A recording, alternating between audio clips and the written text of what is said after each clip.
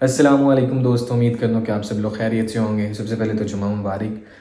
जैसे कि मैं फ़्रांस की सीरीज़ के ऊपर काम कर रहा था और इसमें मैंने अभी तक वीडियोस अपलोड कर दी हैं, जिसमें मैंने बताया कि आपने इंग्लिश टॉट कोर्सेज़ किस तरह से फाइंड आउट करनी है, आपने अप्लाई किस तरह से करना है और मेरे अकॉर्डिंग फ़्रांस की चीपेस्ट यूनिवर्सिटीज़ कौन सी थी। लाइक जब मैंने खुद अप्लाई करना था तो मैंने अपने टाइम में कौन कौन सी यूनिवर्सिटीज़ को शॉर्ट लिस्ट किया था। ठीक है, तो अभी फ़्रांस की एक बहुत ज़्यादा इंपॉर्टेंट स्कॉलरशिप अनाउंस हो चुकी है, जिसकी एप्लीकेशन ओपन है। उसके एप्लीकेशन राउंड जनवरी तक चलेगा, क्योंकि फ़्रांस के जो एडमिशन्स हैं वो भी अक्टूबर से स्टार्ट होते हैं और वो जनवरी तक जाते हैं। तो इसी तरह ही इस स्कॉलरशिप का राउंड भी अक्टूबर से स्टार्ट हो गया और ये जनवरी तक जाएगा। ठीक है, अब मैं आपको बता देता हूँ कि ये स्कॉलरशिप बेसिकली है क्या। अगर आप ये स्कॉलरशिप विन कर लेते हैं तो सबसे पहला डाउट जो होता है लोगों को, आपको इसमें ट्यूशन फ़ीस वेव नहीं होगी। ये स्कॉलरशिप ट्यूशन फ़ीस वेव नहीं करती। ठीक है, अब फिर भी ये इतनी इंपॉर्टेंट क्यों है वो मैं इस तरह से बताता हूँ। क्योंकि पब्लिक यूनिवर्सिटीज़ जो हैं फ़्रांस की, उनकी ट्यूशन फ़ीस, जैसे मैंने चीपेस्ट यूनिवर्सिटीज़ वाली वीडियो में बताया था कि कुछ यूनिवर्सिटीज़ की 200 यूरोज़ भी है, कुछ की 600 है, कुछ की 700 है। तो जितनी बेहतरीन आपकी प्रोफाइल है ना, उतनी बेहतरीन पब्लिक यूनिवर्सिटी आपको पिक करती है। ठीक है, तो उसके अकॉर्डिंगली अगर आपकी 60 यूरोज़, 70 यूरोज़ या 600 यूरोज़, 700 यूरोज़ फ़ीस आ भी जाती है तो वो अफोर्डेबल है। क्यों, अब वो मैं बताता हूँ। आईफल एक्सीलेंस स्कॉलरशिप नाम है फ़्रांस का, जो अभी ओपन हुई है। ये बहुत ज़्यादा फेमस है वो इस तरह से क्योंकि ये मंथली स्टाइपेंड आपको प्रोवाइड करती है और वो 1200 से 1800 तक का मंथली स्टाइपेंड है। तो इतना बेहतरीन स्टाइपेंड, ये मतलब पाकिस्तानी 4 से 5 लाख रुपए ये आपको हर महीने दे रहे हैं, तो और क्या चाहिए आप लोगों को। ठीक है, दूसरी चीज़, इसमें आपको ट्रैवल अलाउंस भी मिलता है। जो आपने इंटरनेशनल ट्रैवल करना होता है ना अपनी कंट्री से, होम कंट्री से फ़्रांस तक, वो भी आपको मिलता है। तीसरी चीज़, अगर आपने इन सिटी या आपने एक सिटी से दूसरी सिटी जाना है फ़्रांस में, तो उसका भी जो आपका मतलब नेशनल ट्रैवल एक्सपेंस जो होता है वो भी ये स्कॉलरशिप कवर करती है। तो और क्या चाहिए भाई, आप मुझे बताओ। अब जाहिर सी बात है कि आप इस स्कॉलरशिप में अप्लाई कर रहे हो, आप अगर इसमें सिलेक्ट होते तो आपकी प्रोफाइल बहुत अच्छी होगी, इस वजह से ही आप इसमें सिलेक्ट हो रहे हो। ठीक है, तो जितनी अच्छी आपकी प्रोफाइल होगी उतनी अच्छी पब्लिक यूनिवर्सिटी आपको उठाएगी और उसका मतलब है कि उतनी ही कम रेंज में आपकी फ़ीस आएगी। तो ये बहुत अच्छी स्कॉलरशिप है। अब इसमें बात कर लेते हैं, इसमें एज फैक्टर आता है। ठीक है, अब लाइक मैं 23 ईयर्स का हूँ, मैं 27 ईयर्स तक इसमें अप्लाई कर सकता हूँ। ये इसमें एज लिमिट है, तो ये आपने माइंड में रख के इसमें अप्लाई करना है। लाइक ये यंगस्टर्स के लिए है मोस्टली। अब मेन चीज़ इसमें बात कर लेते हैं डॉक्यूमेंट्स कौन कौन से चाहिए हमें। ठीक है, अब डॉक्यूमेंट्स की बात आती है तो सबसे पहले आपकी सीवी बहुत ज़्यादा स्ट्रॉन्ग होनी चाहिए। यूरोपास के ऊपर आपने सीवी बनाई हो। दूसरी बात, आपकी एकेडमिक जो रिकॉर्ड्स हैं, लाइक आपकी ट्रांसक्रिप्ट और डिग्री तो चलो बात की बात है, जो आपका CGPA है। ठीक है, और जो आपने ग्रेड्स लिए हैं, आपके मेजर सब्जेक्ट्स के अंदर जो ग्रेड्स आते हैं वो बहुत अच्छे हों।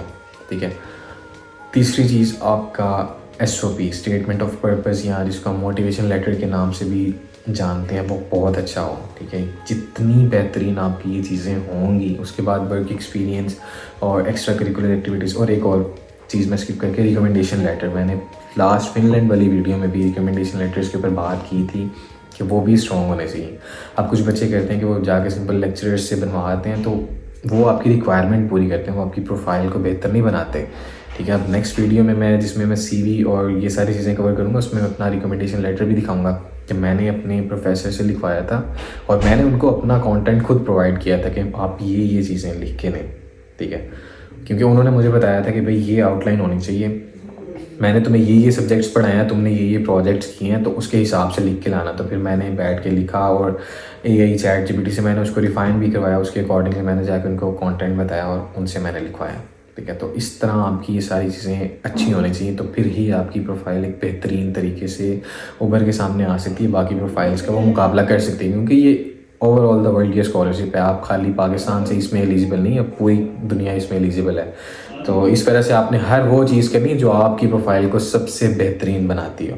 तो पासपोर्ट, आपका मोटिवेशन लेटर बहुत अच्छा होना चाहिए, आपका वर्क एक्सपीरियंस होना चाहिए, आपके पास एक्स्ट्रा करिकुलर एक्टिविटीज़ होनी चाहिए। लाइक जिस तरह मैंने प्रीवियस वीडियो में भी एक्सप्लेन किया था, कि मैं फिर से बता देता हूँ, मैं बायोमेडिकल इंजीनियर हूँ और मैंने काफ़ी वर्क किया हुआ है इसके ऊपर। मैंने एक्स्ट्रा करिकुलर एक्टिविटीज़ में शौकत खान में कैंसर का सिम्पोजियम भी अरेंज करवाया था, जिसमें हमने बात की थी कि हम नई आने वाली टेक्निक्स कौन सी हैं जिसमें हम AI बेस्ड कैंसर डिटेक्शन कर सकते हैं। तो इस तरह मतलब मेरी प्रोफाइल बाकियों से डिफरेंट है। मेरा CGPA तो अच्छा है ही है, मेरा मोटिवेशन लेटर भी मैंने अपने अकॉर्डिंगली अच्छा लिखा था। मेरे जो रिकमेंडेशन लेटर्स थे वो प्रोफेसर्स के थ्रू थे। उसके बाद मेरी जो एक्स्ट्रा करिकुलर एक्टिविटीज़ थी, तो जाहिर सी बात है फिनलैंड गवर्नमेंट स्कॉलरशिप मिली है, वो डिपार्टमेंट के एक स्टूडेंट को मिलती है, तो कुछ देख के ही उन्होंने दी है। इसी तरह आपने अपनी प्रोफाइल बाकियों से बेहतरीन बनानी है। वो आपको पता है कि आपने क्या किया है, वो आपको पता है कि आप किस तरह से कर सकते हैं। तो ये सारी चीज़ इसमें बेसिकली एज लिमिट आती है। ट्यूशन फ़ीस इसमें नहीं होती, ट्यूशन फ़ीस ये नहीं कवर करती, इसमें सिर्फ आपको मंथली स्टाइपेंड मिलता है। और ये बैचलर्स के लिए नहीं है, ये मास्टर्स और पीएचडी के लिए है सिर्फ। तो जो टिप्स थी वो इसमें यही है कि आपका सीजीपीए अच्छा हो, आपका मोटिवेशन लेटर स्ट्रॉन्ग हो बहुत ज़्यादा, आपके रिकमेंडेशन लेटर स्ट्रॉन्ग हो, आपके पास वर्क एक्सपीरियंस होना चाहिए, और आपकी सीवी बेहतरीन तरीके से ये सारी चीज़ें उसको डिफ़ाइन करती हूँ आपके सीवी के अंदर। ठीक है, तो बाकी मसले भाई कोई बात नहीं, इसमें भी टाइम है अभी। और हाँ, इसमें आप डायरेक्टली नहीं अप्लाई कर सकते, इसमें सबसे पहले आप यूनिवर्सिटी में अप्लाई करेंगे, और यूनिवर्सिटी में जब आपको एक्सेप्टेंस मिल जाती है तो यूनिवर्सिटी आपके बिहाफ पे फिर ये स्कॉलरशिप के लिए आपकी प्रोफाइल भेजती है, और फिर इनकी जो मिनिस्ट्री है जो इसको डील करती है वो आपकी प्रोफाइल देखती है कि हाँ बच्चा इस स्कॉलरशिप के काबिल है कि नहीं। ठीक है, वो सारा देखती है कि मेरिट किस तरह से बनता है, कितने बच्चों ने अप्लाई किया हुआ है, उनकी प्रोफाइल्स किस किस तरह से आती हैं। तो एक्सेप्टेंस तो आपको मिल गया, ठीक है, लेकिन उसके बाद ये स्कॉलरशिप मिलना ये एक अलहदा डिपार्टमेंट इसको डील करते हैं। तो आपने अपनी तरफ से हर लिहाज से एक बेहतरीन किस्म की अपनी प्रोफाइल बना के इसके अंदर पेश करनी है, तो फिर ही जाके कुछ हो सकता है। ठीक हो गया, डायरेक्टली अप्लाई नहीं है, मास्टर्स और पीएचडी के लिए है, ट्यूशन फीस इसमें नहीं मिलती। 1180 से लेके 1800 तक इसमें आपको स्टाइपेंड मिलेगा, और डॉक्यूमेंट्स मैंने आपको सारे बता दिए हैं। ठीक है, किसी ने अपना मोटिवेशन लेटर प्रूफ रीड करवाना वो मुझे भेज सकता है, जितना मेरा एक्सपीरियंस है मैं वो भी आपको दिखा दूंगा। और उसके बाद जो रिकमेंडेशन लेटर, सीवी और मोटिवेशन लेटर की वीडियो है वो मैं नेक्स्ट में पोस्ट कर दूंगा। तो टेंशन लेने वाली कोई बात नहीं, अभी टाइम है, इजी हो के आराम सुकून से आपने प्रिपेयर करनी है अपनी प्रोफाइल, जल्दी नहीं करनी कि यार बस ओपन हो गया मैं कर दूँ। जनवरी तक का टाइम है आप लोगों के पास, इस वजह से ईजी हो के करें। ठीक है, बाकी दुआ करता हूँ कि मैं आप लोगों को ये स्कॉलरशिप मिले, आप ज़्यादा से ज़्यादा पाकिस्तानी से फ़ायदा उठा सकें, और जिसको मेरी हेल्प चाहिए हो मैं हाजिर हूँ, मुझसे पूछ लें। बाकी ज़्यादा से ज़्यादा अप्लाई करें इसमें, क्योंकि अपॉर्चुनिटी अच्छी है, निकल सकते हैं बड़े आराम से। इसमें थोड़ी सी मेहनत की ज़रूरत होती है यार, हो जाता है काम, कोई भी काम नामुमकिन नहीं है। ठीक है, अभी आज ही मेरी ना एक बंदे से बात चल रही थी, तो वो भी ऐसे ही कह रहा था कि मुझे नहीं लगता कि मेरा होगा ना।